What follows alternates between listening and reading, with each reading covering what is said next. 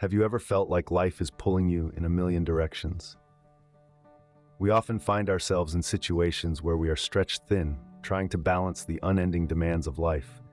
In these moments, we yearn for something to ground us, to anchor us amidst the chaos. But what does it truly mean to be grounded? In today's journey, we'll be exploring the layers of being grounded, delving into three unique interpretations of this concept. We'll start with emotional and psychological grounding, where we'll discuss how mindfulness can anchor us in a tumultuous world. Next, we'll navigate the world of electrical grounding, understanding its crucial role in our everyday lives. Lastly, we'll explore the realm of punitive grounding, a disciplinary method used within families across the globe. So get comfortable and join us as we dig deep into the layers of being grounded. Let's embark on a journey of discovery, understanding, and hopefully grounding. Imagine being a tree with roots deeply embedded in the ground. This is a powerful metaphor for the concept of emotional grounding, a state of being deeply connected to our feelings, yet not swept away by them. It's about being present, being in the here and now, and not allowing our thoughts and emotions to control us. You see, trees are not afraid of the wind. They stand firm, rooted in the earth, allowing the wind to sway their branches, rustle their leaves, but never uproot them. Similarly, emotional grounding is about having the resilience to face life's challenges head-on without losing our sense of self.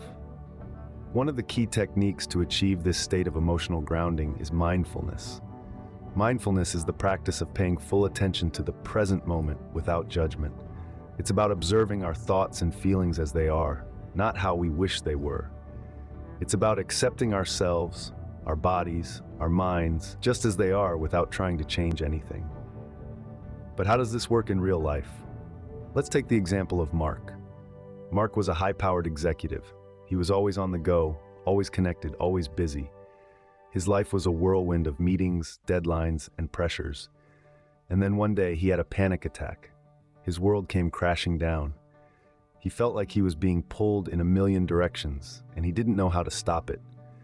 That's when Mark discovered mindfulness. He started with just 5 minutes a day. 5 minutes of sitting quietly, focusing on his breath, letting his thoughts come and go without judgment. Slowly, he started to feel more grounded. He was less reactive, less stressed. He was able to handle the pressures of his job without feeling overwhelmed. And that's the beauty of mindfulness. It's not about escaping from life's challenges. It's about facing them with a calm, grounded presence. It's about being like a tree, deeply rooted in the ground, able to withstand the storms of life. There are many other techniques for emotional grounding, such as yoga, meditation, or even simply taking a walk in nature.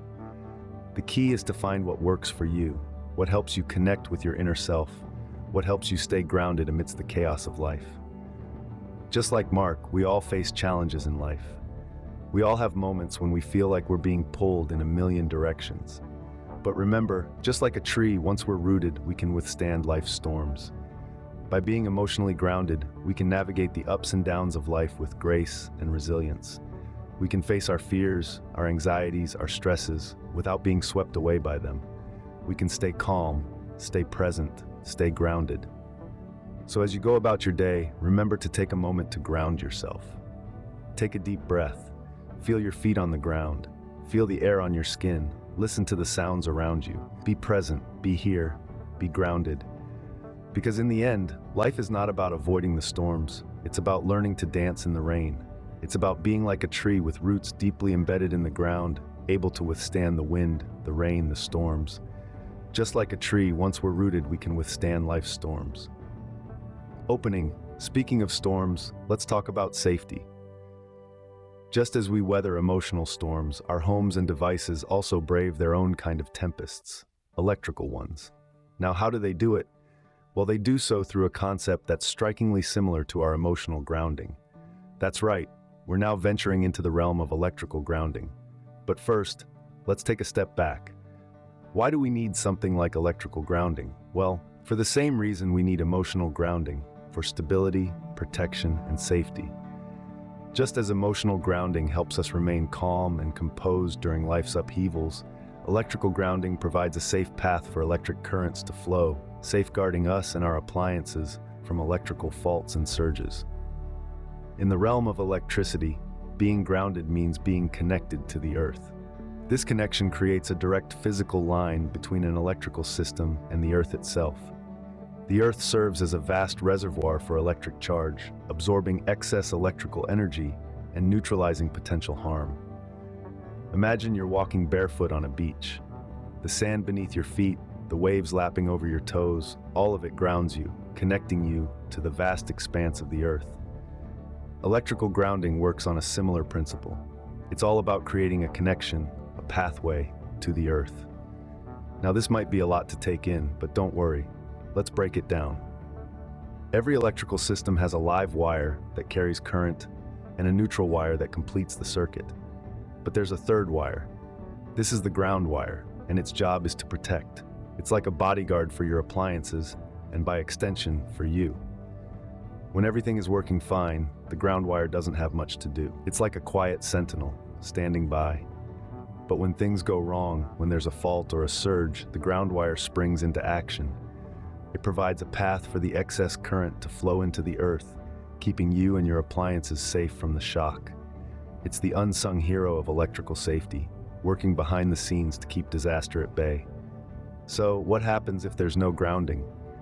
Well, without grounding, there's no safety net. An electrical fault could lead to a surge of electricity that has nowhere to go.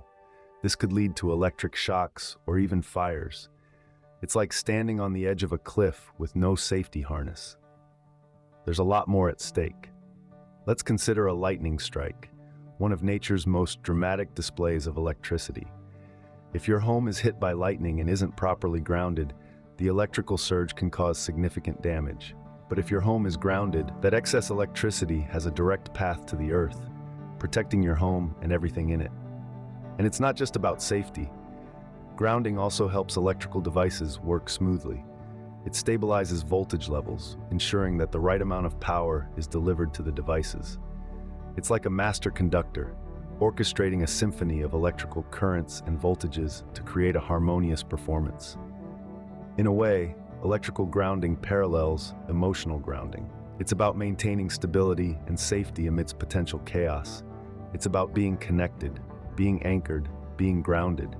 Just as our minds need grounding, so do our electrical systems. Have you ever wondered why your plug has 3 prongs? It's a question that might have crossed your mind at some point, especially when you've struggled to insert a plug into an outlet. The answer lies in a concept known as electrical grounding, a fundamental aspect of electrical systems worldwide. Electrical grounding, sometimes referred to as earthing, is a safety measure designed to prevent dangerous scenarios that can arise from electrical malfunctions. Imagine you're a bird perched on a high-voltage power line. You might wonder why the bird isn't electrocuted. The answer? Because it's not grounded. The bird isn't providing a pathway for the electricity to the ground, so it stays safe. Now apply that concept to our household appliances and electronics. These devices are packed with complex circuits and components, all relying on a steady flow of electricity. If something goes wrong, if a live wire within the device comes into contact with its metal casing, for example, the electricity can take a shortcut to the ground. That's when things get dangerous. This is where the concept of grounding swoops in to save the day. The third prong on your plug connects the metal casing of your device to the ground, providing a safe pathway for any stray electricity. Instead of zapping you when you touch the device, the electricity instead takes the easy route down the grounding wire. It's like giving the electricity a VIP express lane to the ground, bypassing you entirely. But grounding isn't just about safety, it's about functionality. Electrical systems rely on a steady, stable flow of electricity. Without grounding, this flow can become erratic, causing all sorts of issues. Ever experienced a power surge that fried your computer or TV? That's what happens when uncontrolled electricity gets out of hand. Grounding helps to regulate this flow, stabilizing the electrical current and keeping your devices running smoothly. Now let's visualize this with a simple experiment. Picture a light bulb connected to a power source with 2 wires. One wire is your live wire, providing the electricity, while the other is your neutral wire, completing the circuit. If everything works as it should, the light bulb lights up. But what happens if the live wire comes into contact with something it shouldn't, like the metal casing of the light bulb? Without grounding, touching the casing could give you a nasty shock. But if we add a grounding wire that connects the casing to the ground, any stray electricity takes the express lane down this wire instead. The result? The casing is safe to touch, and the light bulb continues to shine brightly. So the next time you struggle with a three-prong plug, remember the importance of that third prong. It's more than just an inconvenience, it's a lifesaver. It's the unsung hero of our electrical systems, quietly working behind the scenes to keep us safe and our devices running smoothly. And this concept of grounding extends beyond just our electrical systems. It's a principle that finds application in various aspects of our lives, from our emotional well-being to our interactions with the world around us. So, grounding isn't just about safety, it's about functionality. It's about ensuring that our systems, whether they're electrical circuits or our own personal lives, function in a stable, balanced manner. It's about providing a safe, controlled pathway for energy, whether that's electricity or our own personal emotions. And most importantly, it's about understanding that being grounded isn't just about being safe or sensible. It's about being connected, being in touch with the world around us. Because at the end of the day, we're all just trying to find our own path, our own grounding wire, to help us navigate the complex circuitry of life. But grounding isn't always about electricity or emotions. It's also a term that parents across the globe are all too familiar with. We're shifting gears here, moving from the realm of emotions and electricity to the world of discipline and behavior. We're talking about punitive grounding. What comes to mind when you hear that term? Perhaps it evokes memories of your teenage years when you were confined to your room for breaking curfew. Or maybe it's a strategy you're currently using with your own children. Regardless of your personal experience, punitive grounding is a concept that has been woven into the fabric of parenting across cultures and generations. But what exactly is punitive grounding? In essence, it's a disciplinary method where a parent or guardian restricts a child's liberties as a consequence for misbehavior. This could mean no television, no video games, no going out with friends, or any other privilege the child usually enjoys. The aim is to teach the child that actions have consequences, and undesirable behavior will not be tolerated. Now, the idea of punitive grounding might seem straightforward, but it's actually a layered concept. It's not just about punishment. It's also about providing a space for the child to reflect on their actions. It's a pause, a break from the usual hustle and bustle of life, where the child gets an opportunity to think about their behavior, why it was wrong, and how they can make better choices in the future. But here's the catch. Punitive grounding, like any other disciplinary method, is not a one-size-fits-all solution. Its effectiveness varies. Some children might respond well to this approach, while others might not. It's essential for parents to understand their child's unique personality and adapt their disciplinary methods accordingly.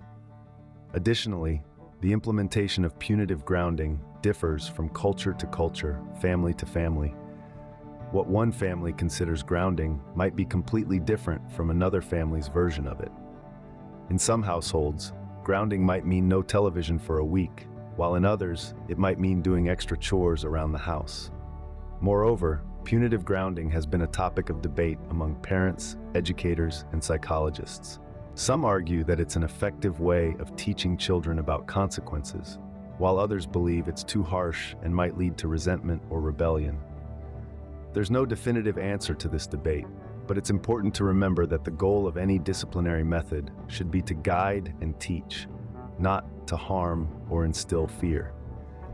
So, as we delve deeper into the world of punitive grounding, keep an open mind. Consider how this form of grounding plays out in your own life or the lives of those around you. Reflect on your own experiences, whether as the one being grounded or the one implementing the grounding.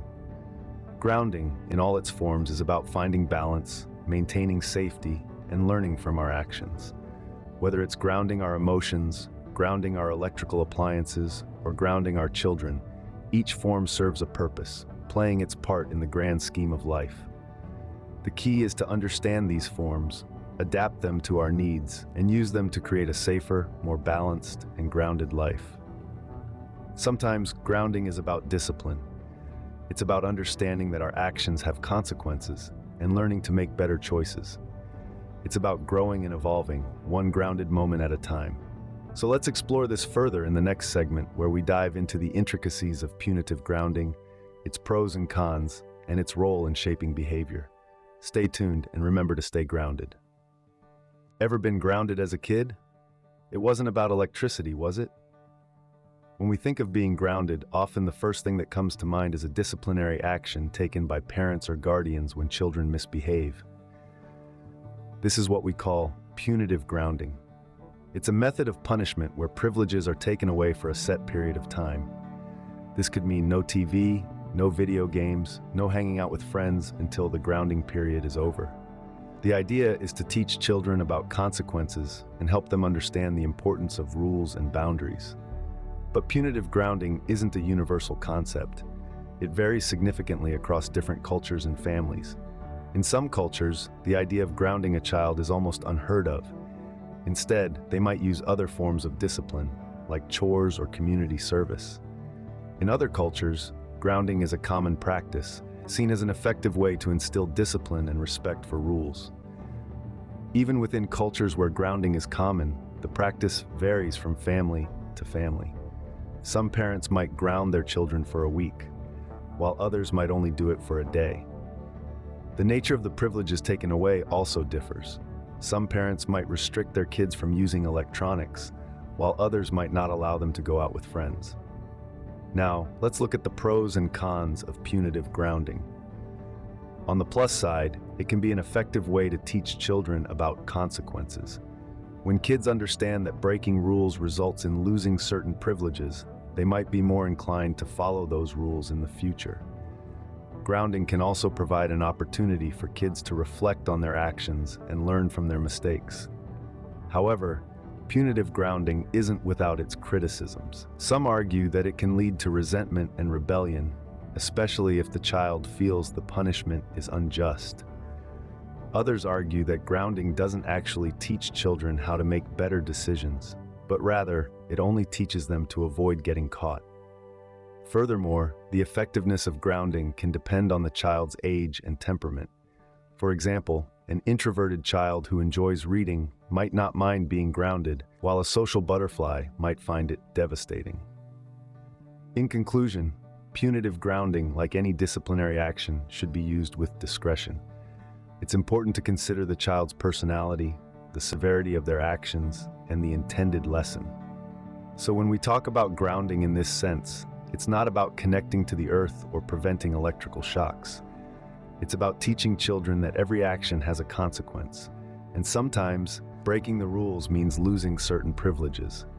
Grounding, then, can be a tool for learning life's rules. So, we've explored 3 layers of being grounded. We began with emotional and psychological grounding, where we likened ourselves to trees with roots deeply embedded in the ground. We learned about mindfulness and other techniques that help us remain calm and focused, even amidst chaos. Then we delved into the world of electrical grounding. We saw how this safety measure in our everyday appliances and systems keeps us safe from electrical mishaps. Lastly, we navigated the realm of punitive grounding, a disciplinary method used in various cultures and families. We examined its pros and cons and how it serves as a pause button or a safety measure in life. Each of these forms of grounding plays a unique role in our lives. Think about how you relate to each form. How do you stay grounded emotionally and psychologically? How aware are you of electrical grounding in your surroundings? And how has punitive grounding shaped your life? Remember, staying grounded in all aspects of life helps us grow, function, and learn.